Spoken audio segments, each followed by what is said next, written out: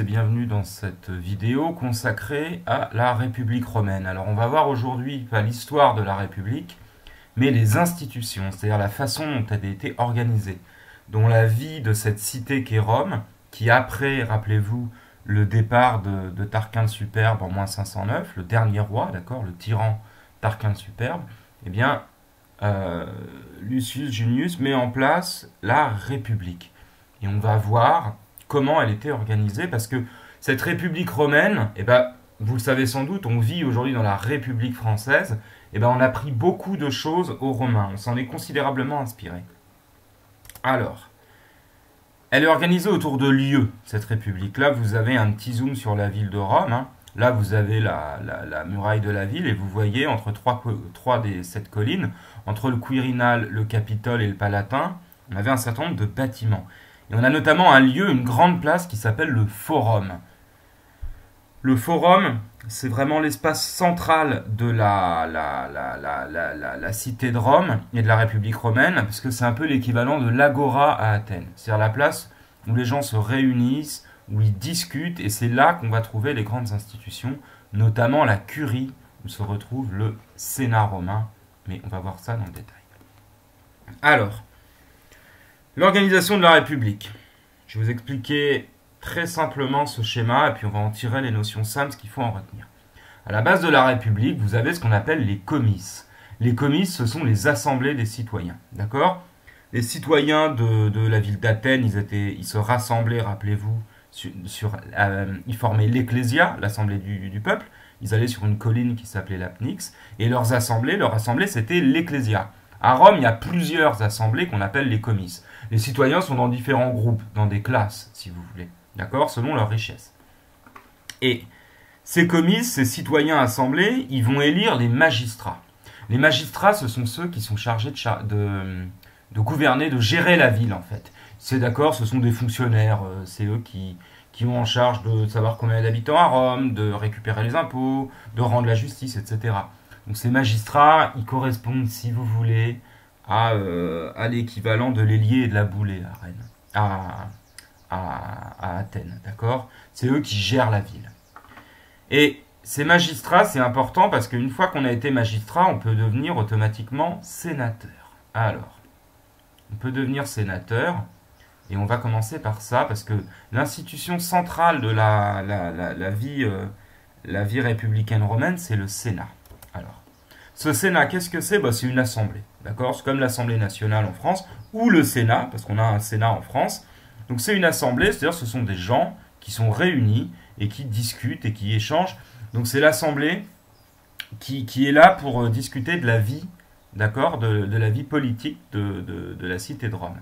Et qui est-ce qu'on trouve dans ce Sénat ? Eh bien, des anciens magistrats, et qui sont quasiment tous issus des grandes familles, c'est-à-dire des familles les plus riches de la ville de Rome. Donc le Sénat, c'est une assemblée qui regroupe les anciens magistrats, d'accord, et donc les Romains, qui représentent les Romains les plus riches. Même s'il y en a qui vont parler au nom du peuple le plus pauvre. Mais le Sénat, c'est cette assemblée. Alors, elle est chargée de faire quoi ? C'est pas elle qui vote les lois, elle gouverne pas directement, mais elle donne son avis. Quand il y a une proposition de loi qui est faite, ou qu'un consul veut faire une guerre ou quoi que ce soit, elle donne un avis, elle le conseille. Donc c'est ce qu'on appelle une assemblée consultative. Elle est importante parce que l'avis du Sénat, c'est l'avis des personnages les plus importants de Rome. Donc il ne faudrait pas aller contre eux, sinon on risque d'avoir des problèmes. Et ce Sénat, il se réunit dans un bâtiment qui s'appelle la Curie. D'accord ? Vous voyez ici, il en reste, il a été rebâti, mais sur des ruines qui sont authentiques. Et donc, ce Sénat se réunit dans ce bâtiment, et les sénateurs discutent de la vie politique. Vous les voyez là, ils sont en train d'échanger. Ces sénateurs, c'est eux qui représentent le peuple. D'accord ? Alors ensuite, les magistrats. Bon, les magistrats, je vais pas détailler chaque poste. Ce qu'il faut retenir, c'est une chose. Les magistrats, c'est eux qui gèrent la cité, d'accord ? C'est les ministres, si vous voulez, c'est le gouvernement, ce sont les hauts fonctionnaires, etc. Le Sénat et les magistratures n'ont pas été inventés par la République, mais c'est là où ils ont une place très importante. Alors, pour être magistrat, il faut être élu. Il faut être élu par les comices, donc par les citoyens. Donc il faut se présenter à des élections. Donc, dans la République romaine, on n'utilise pas du tout le tirage au sort, comme à Athènes, mais uniquement l'élection. Et ça aussi, c'est quelque chose qu'on a gardé. Alors, vous voyez, vous avez un escalier là. C'est ce qu'on appelle le cursus honorum. Cursus honorum, ça veut dire la carrière des honneurs. Pourquoi? Parce que quand on est magistrat, on a un titre dit honorifique, c'est un métier si vous voulez, et ils sont de plus en plus importants. Donc le quêteur, par exemple, c'est celui qui va collecter les impôts et s'occuper des finances, d'accord? C'est le comptable, si vous voulez.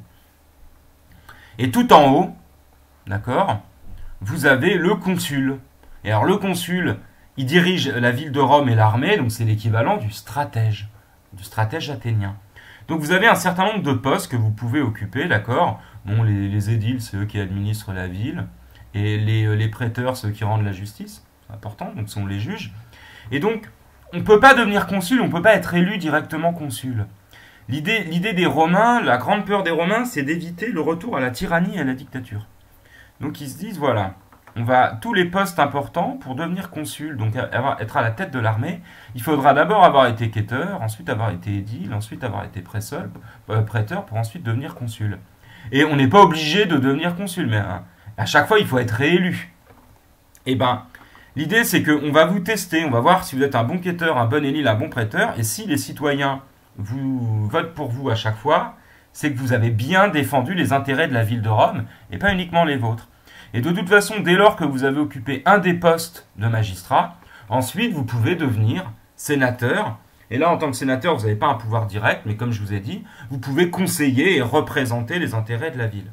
Donc, ce qu'il faut retenir, c'est que les magistrats, c'est eux qui exercent le pouvoir, d'accord? Ils sont élus par les citoyens, pour des durées assez courtes, ils sont réélus fréquemment. Et à la fin, vous avez le consul qui dirige l'armée. Alors le consul le plus célèbre de toute l'histoire romaine, vous l'aurez reconnu, c'est Jules César. C'est pas le seul, hein. Parce que les consuls, à mesure que Rome va grandir, comme les stratèges athéniens, les consuls vont devenir de plus en plus importants, parce que c'est eux qui vont faire la guerre, et donc ils vont aller conquérir de nouveaux territoires. Donc ils vont devenir des chefs militaires très importants et très aimés. Alors pourquoi j'ai mis à côté la SPQR? Ça veut dire Senatus Populusque Romanus. C'est le Sénat et le peuple romain. Toutes les décisions qui sont prises dans la République romaine sont prises au nom du peuple et du Sénat. D'accord? Donc directement des comices et de l'Assemblée des sénateurs. Les comices, j'y viens, vous les voyez ici, ils se réunissent, ils votent pour élire les magistrats. Donc ils sont à la base de la République, d'accord? Mais c'est pas une démocratie directe et absolue comme la démocratie athénienne, où le peuple est tiré au sort et où chaque citoyen doit vraiment participer à tous les niveaux. Là, on va beaucoup plus voter, alors que rappelez-vous, on vote très peu à Athènes, d'accord? Enfin, on va élire très peu de gens à Athènes. Ici, on vote pour élire des gens qui vont gouverner à notre place. Alors, les citoyens romains, que vous voyez ici, qui forment les comices, ils ne se contentent pas de voter. Ils payent des impôts et ils font la guerre. D'accord? Donc effectivement, ils font la guerre parce que ce sont les soldats qui vont, durant l'époque de la République, qui vont former les fameuses légions romaines. Donc, comme ils élisent les consuls, qui sont leurs généraux, je vous rappelle, les chefs de guerre, il est évident qu'ils sont quand même très attentifs à la manière dont, sont menées les opérations militaires, il ne faut pas nommer n'importe qui consul, parce que c'est lui qui va vous donner des ordres, et aussi à la manière dont sont gérées les finances et dont sont prélevés les impôts, et ça c'est le rôle des autres magistrats. Donc vous voyez, les citoyens ont un rôle important, même si ce n'est pas eux qui dirigent la ville directement. Alors vous avez ici une représentation du forum à l'époque, vous voyez, c'est bien une grande place. C'est pour ça qu'aujourd'hui sur Internet on dit un forum de discussion, parce que c'est un endroit où on se retrouve pour discuter et pour échanger. Donc là, vous voyez la curie, qui est le lieu de réunion du Sénat. Et puis autrement, sur tous ces espaces-là, les magistrats peuvent échanger avec le peuple, peuvent discuter. Enfin, c'est un lieu, le forum, où les Romains se retrouvent et on échange beaucoup. Une chose, tant que j'y pense, je vous ai parlé de la carrière des honneurs. Je vous ai dit ce que c'était que cette carrière des honneurs, c'est-à-dire les postes qu'il fallait obligatoirement avoir fait. C'est de là que vient notre expression faire carrière dans le monde professionnel. Une carrière de footballeur, une carrière sportive, une carrière musicale ou une carrière professionnelle. Vous voyez, c'est cette idée de marche, c'est comme cet escalier qu'on monte, plus on est important. Et bien faire carrière, ça veut dire gravir des échelons. Bon, mettons que vous êtes joueur de foot, vous rentrez dans un petit club, un club moyen, un grand club, vous finissez champion international. C'est votre carrière, c'est-à-dire que vous êtes allé très loin, vous avez monté dans les postes que vous avez occupés. Et pareil, en entreprise, vous commencez à un poste, mettons petit, puis vous allez avoir de plus en plus d'importance, vous allez finir directeur ou grand chef à la fin. Et bien faire carrière, et ben ça vient de là, d'accord? Cette carrière des honneurs, elle nous a donné l'expression. Donc, cette ville de Rome avec ses institutions, voilà comment elle fonctionne. Retenez le forum qui est le lieu où on se retrouve, le Sénat qui représente les citoyens, parce qu'il y a les anciens magistrats, ils représentent les grandes familles de Rome, et donc ils conseillent, c'est vraiment un des piliers de la ville, de la vie romaine.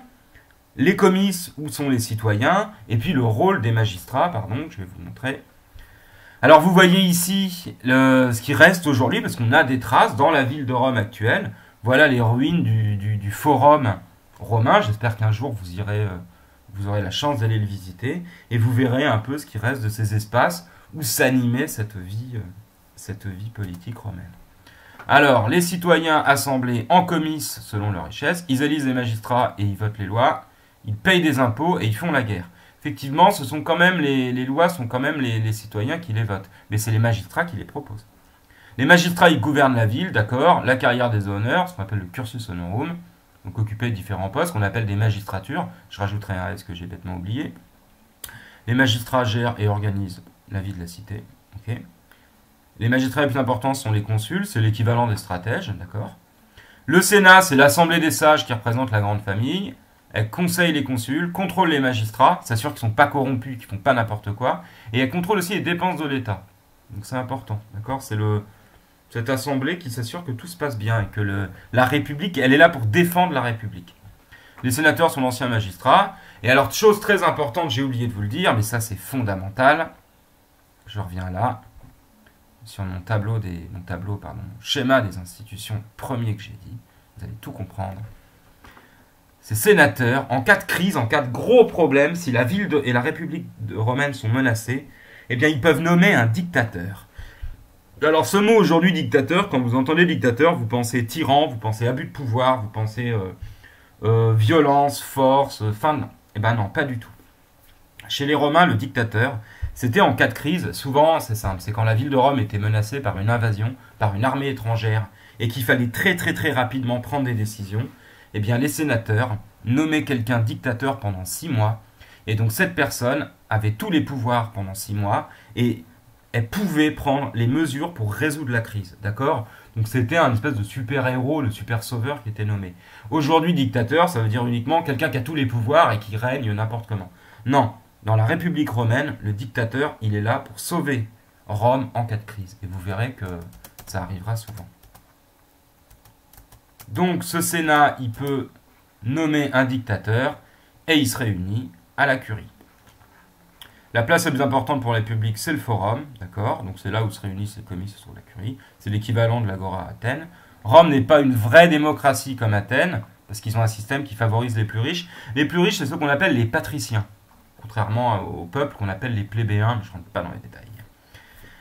Toutes les décisions prises par la République sont officiellement prises par le Sénat et le peuple romain. Donc au nom du Sénat et du peuple romain, Senatus Populusque Romanus, SPQR. C'est pour ça que sur les légions romaines, vous verrez qu'il est écrit SPQR. S'ils n'ont pas un drapeau, c'est marqué SPQR, et c'est un peu la marque de la République romaine. Voilà, je vous remercie beaucoup.